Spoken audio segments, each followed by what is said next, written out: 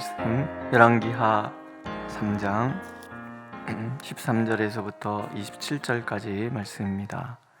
열왕기하 3장 13절에서 27절 함께 읽겠습니다. 13절 엘리사가 이스라엘 왕에게 이르되 내가 당신과 무슨 상관이 있나이까? 당신의 부친의 선지자들과 당신의 모친의 선지자들에게로 가소서 하니 이스라엘 왕이 그에게 이르되 그렇지 아니하니이다.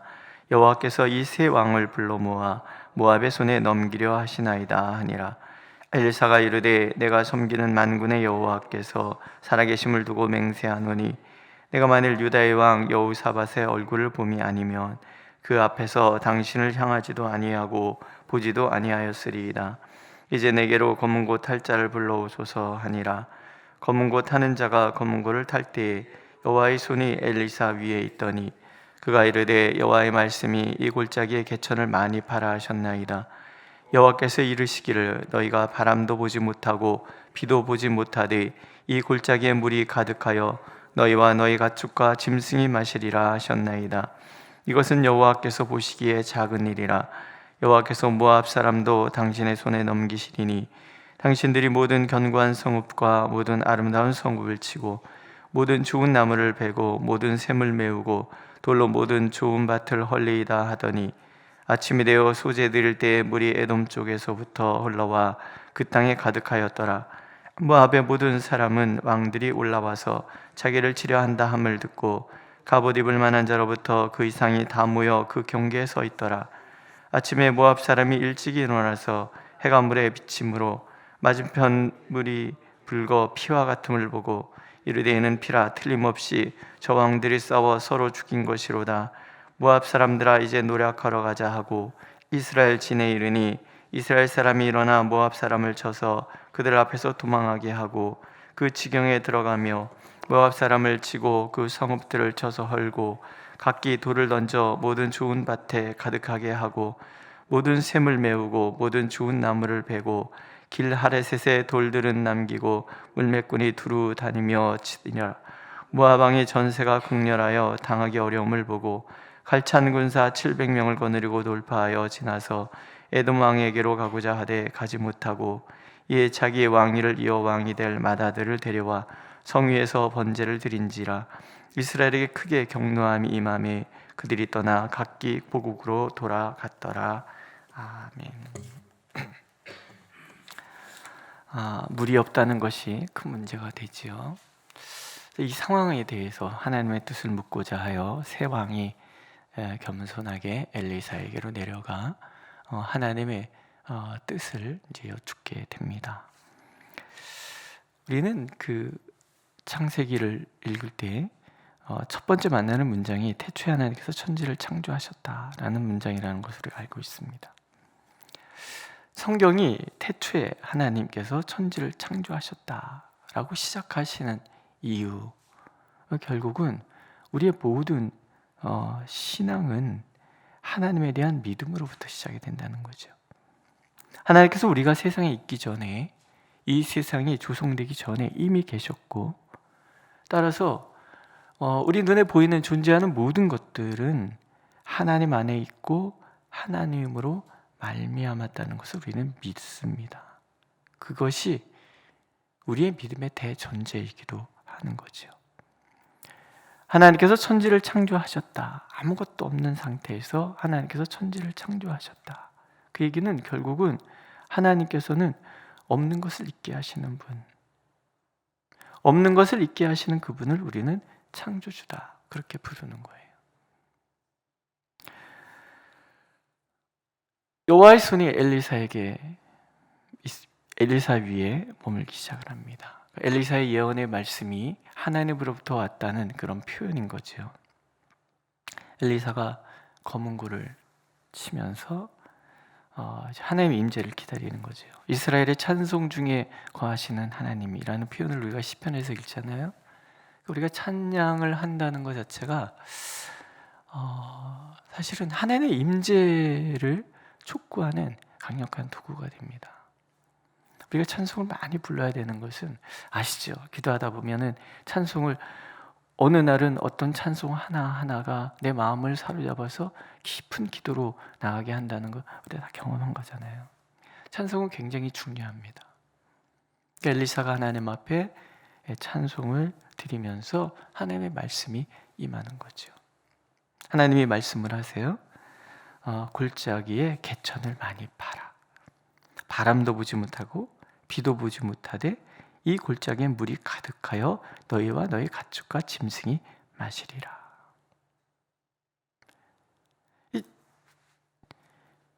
여러분, 이게 그냥 믿어지십니까? 이 왕들이 이게 그냥 믿어졌을까? 이런 생각도 드는 거예요. 비도 보지 않는데, 바람도 불지 않는데 메마른 골짜기에 물이 가득할 것이다. 하나님께 말씀하시는 거예요. 이건 아주 작은 일이라 너희들이 이 전쟁에서 승리할 것이다. 이 얘기도 덧붙여 주시는 거예요. 지금 아합 왕 이후로 이스라엘 백성에게는 하나님의 말씀에 대한 믿음이 없어요. 근데 지금 하나님께서 텅 빈 골짜기, 메마른 골짜기에 물이 가득할 것이다. 그러니까 개천을 팔아. 물이 가득할 것이다. 이런 말씀을 툭 던지시는 거예요. 믿음은 바라는 것들의 실상, 보이지 않는 것들의 증거라고 그랬죠. 결국은 하나님의 말씀의 성취는 우리의 믿음의 행동과 연관이 되는 거예요. 하나님 말씀하셨어도 내가 그것을 받아들이지 않는다면 아무 의미가 없어요. 하나님께서 말씀하신 것에 대한 믿음을 가지고 우리가 실천하는 거예요. 골짜기를 파는 거예요. 아무것도 보이지 않는데 골짜기를 파는 거예요. 같은 장면이지요. 메마른 하늘에 손바닥만한 구름이 하나 솟아올라요. 이 구름이 솟아오르기 전에도 이미 엘리야는 하나님 말씀하셨기 때문에 큰 비가 있을 것입니다. 그 말씀이에요. 아무것도 보이지 않아요. 겨우 손바닥만한 구름이 하나 올라오는데, 대서양 쪽에서 올라오는데 이것을 통해서 큰 비를 보는 거예요. 우리 눈에 아무것도 보이지 않는다고 해서 아무것도 없는 것이 아닌 거예요. 아무 소리도 들리지 못한다고 해서 아무것도 없는 것이 아니라는 거예요. 하나님이 우리와 함께 하신다 그러면 우리가 생각하는, 우리가 상상하는 것들, 아무것도 보이지 않는, 존재하지 않는 모든 것 속에서 우리는 모든 것을 볼 수가 있는 거예요. 이게 믿음인 거예요. 대체 하나님이 천지를 창조하셨다. 하나님이 모든 것의 창조주이시기 때문에 하나님은 모든 것을 또한 이루실 수 있는 그런 분이신 거예요. 믿으십니까? 이 광야에서 겪은 나머진 거예요. 아무것도 존재 않는 죽음의 땅에 하나님께서 생명의 만나를 내리세요. 아무것도 존재하지 않는 메마른 광야에 하나님께서 반삭해서 강이 흐르게 하세요. 이사야 선지자는 얘기하죠. 사막 한가운데 숲이 조성될 것이다. 믿음은 아무것도 들리지 않고 아무것도 보이지 않는 속에서도 하나님의 손길을 바라보고 하나님의 능력을 바라보고 하나님의 채워주심을 바라보는 거예요. 우리는 눈에 보이는 것을 바라보고 귀에 들리는 것을 통해서 일이 될 것이다 안 될 것이다 우리는 결정을 하지만 하나님 안에 사는 하나님의 백성들은 보이지 않는 중에서도 보고 들리지 않는 중에서도 듣는 거죠. 오늘 우리의 삶의 자리가 어떠하든지 아무것도 이루어진 것이 없어 보이는 환경 속에서도 우리는 하나님 안에 모든 것이 있음을 믿습니다. 하나님이 우리와 함께 하신다 그러면 메마른 골짜기도 물이 가득할 수 있고 죽음의 광야 한복판에 생명의 만나도 경험하게 되는 것이고 오늘도 하나님은 그렇게 창조주로서 우리와 함께 하신다는 것을 우리가 알기를 원하시는 거예요. 자, 이것을 읽는 독자들은 포로기에 끌려간 포로들이라고 말씀을 드렸어요. 절망이에요. 에스겔 선지서에 보면은 그런 얘기 나오잖아요. 메마른 골짜기에 뼈들이 가득하여. 그게 바로 우리와 같다. 아무것도 할 수 없고 아무 능력도 없고 아무런 힘이 없는 그런 이 절망적인 그 상황, 우리와 같다. 끝인가? 에스겔 선지자를 통해서 하나님은 아니라고 얘기하시는 거예요. 다 말라 비틀어진 그런 아무런 희망이 없는 그 골짜기에도 성령의 바람이 불잖아요. 성령이 임하시니까 뼈들이 들러붙고 거기에 힘줄이 생기고 성령의 바람이 부니까 결국은 일어나 큰 데를 이루어요. 그게 하나님의 사람들이에요. 아무것도 없고 아무런 희망도 없고 마치 메마른 골짜기, 메마른 뼈들처럼 아무런 생명의 기운도 존재하지 않는 그런 우리의 현실 속에서도 우리는 하나님 안에서 하나님을 바라보기 때문에 희망을 보고 생명을 보고 하나님이 주신 놀라운 기쁨과 하나님이 주시는 놀라운 그 풍성함을 바라볼 수 있는 거예요. 믿으십니까? 1차적으로 그 당시에 이스라엘 백성들이 경험하는 거예요. 하나님이 말씀하신 대로 모든 것을 이루시는구나.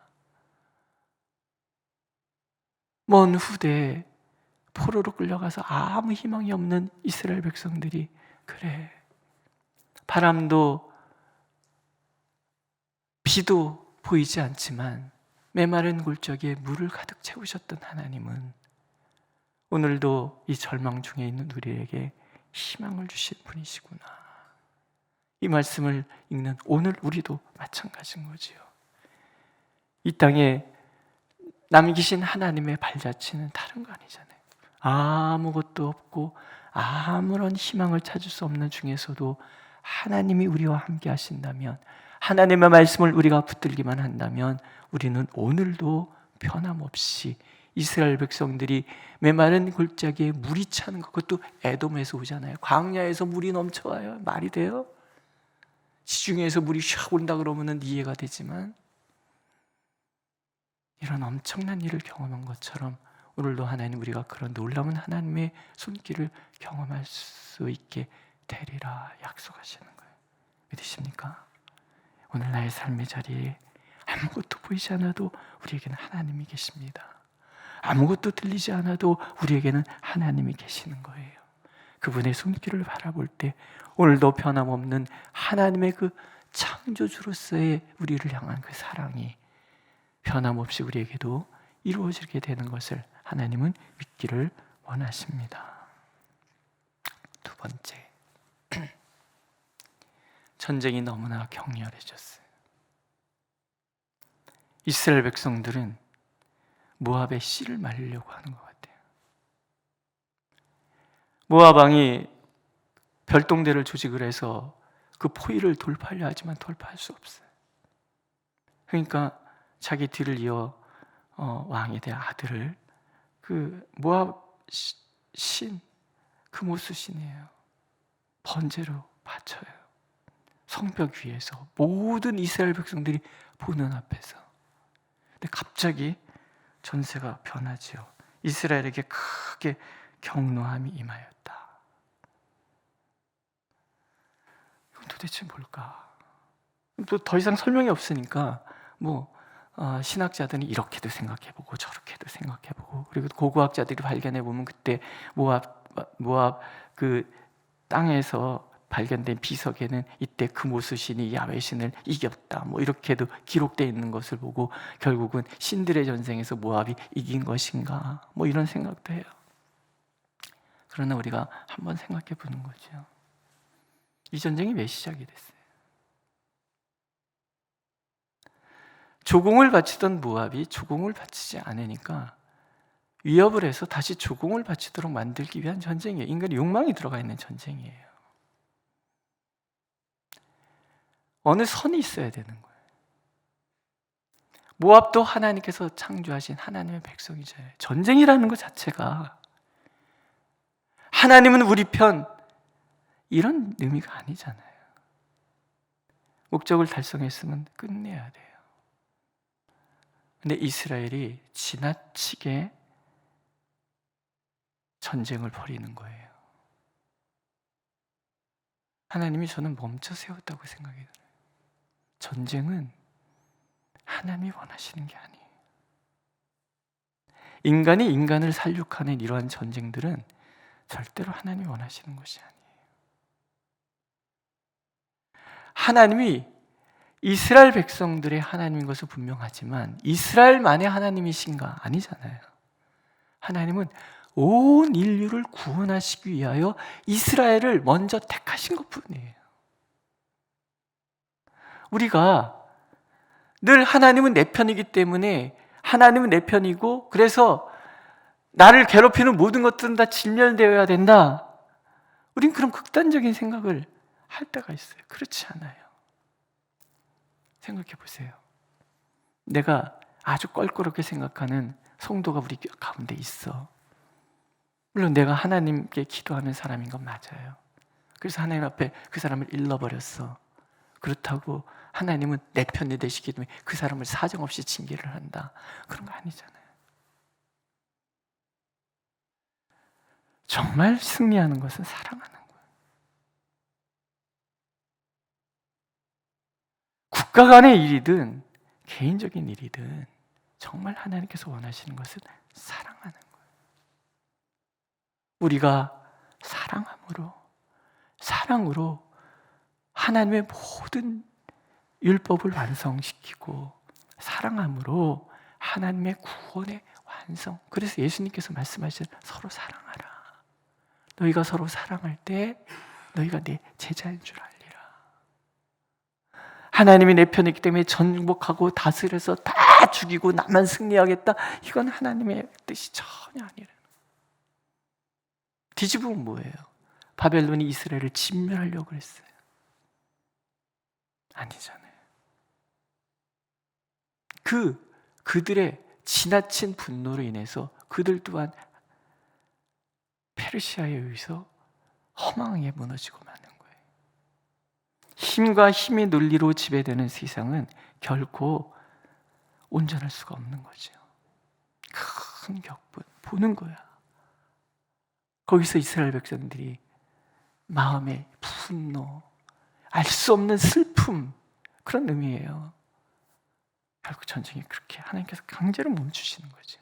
이스라엘의 승리도 아니고 모압의 승리도 아니고 인간의 그저 처참한 죄의 현상일 뿐인 거죠. 실상 오늘도 하나님께서 우리에게 원하시는 것은요, 사랑하는 거예요.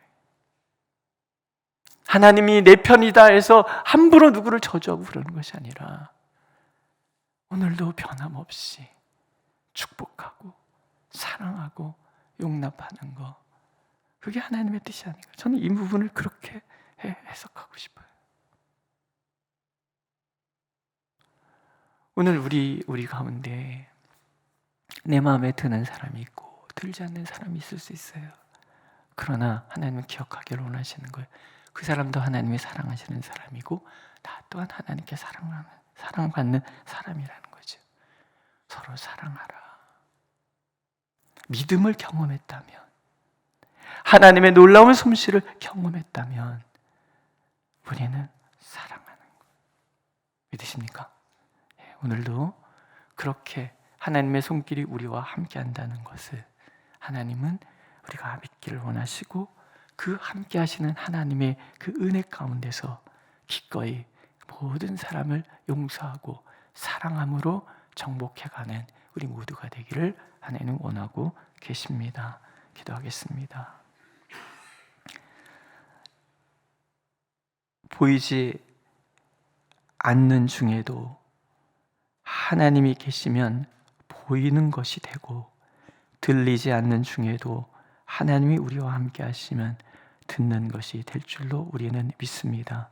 믿음은 바라는 것들의 실상이요 보이지 않는 것들의 증거라고 말씀하시는 하나님, 오늘도 믿음으로 하나님 앞에 서게 하시고 하나님의 놀라운 그 솜씨, 하나님의 놀라운 성취의 은혜를 우리가 오늘도 경험하게 하여 주시옵소서. 또한 우리 마음의 욕망이 아니라 하나님이 주시는 그 사랑의 은혜로 서로 사랑하며 살아가는 우리가 될 수 있도록 인도하여 주옵소서. 예수님의 이름으로 기도드렸습니다. 아멘. 하늘에 계신 우리 아버지, 아버지의 이름을 거룩하게 하시며 아버지의 나라가 오게 하시며 아버지의 뜻이 하늘에서와 같이 땅에서도 이루어지게 하소서. 오늘 우리에게 일용할 양식을 주시고 우리가 우리에게 잘못한 사람을 용서해 준 것 같이 우리 죄를 용서하여 주시고 우리를 시험에 빠지지 않게 하시고 악에서 구하소서. 나라와 권능과 영광이 영원히 아버지의 것입니다. 아멘.